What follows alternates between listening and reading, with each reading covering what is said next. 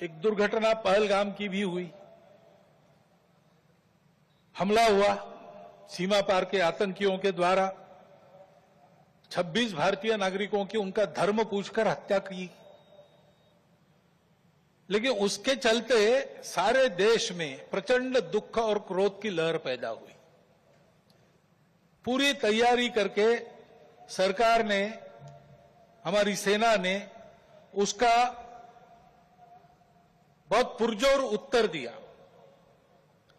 सारे प्रकरण में हमारी नेतृत्व की दृढ़ता, हमारी सेना का शौर्य, कौशल्य और समाज की एकता और दृढ़ता का एक उत्तम चित्र प्रस्थापित हुआ।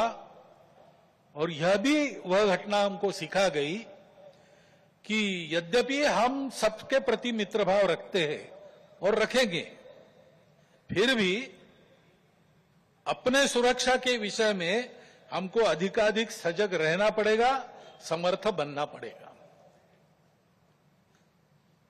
क्योंकि इस घटना के बाद दुनिया में विभिन्न देशों ने अपनी अपनी जो भूमिका ली, उसमें हमारी ये भी ध्यान में आया कि हमारे मित्र कौन कौन है और कहां तक है। देश के अंदर भी अशांति फैलाने वाले असंवैधानिक उग्रवादी या संविधान विरोधी कहिए उग्रवादी नक्सली आंदोलन पर शासन और प्रशासन की दृढ़ कार्रवाई भी हुई। और उनके अनुभव से, उनके विचारधारा का खोखलापन और उनकी क्रूरता का अनुभव होने के कारण समाज भी उनसे मोहभंग होकर विमुख हो गया। लेकिन उनका नियंत्रण तो हो जाएगा, परंतु अब ये उस क्षेत्र में एक बड़ी जो बाधा थी वो दूर होने के बाद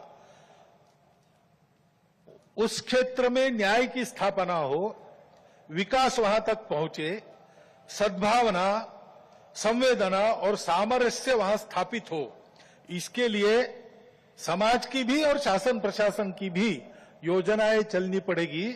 क्योंकि इनका अभाव ही ऐसे उग्रवादी ताकतों के पनपने का कारण बनता है।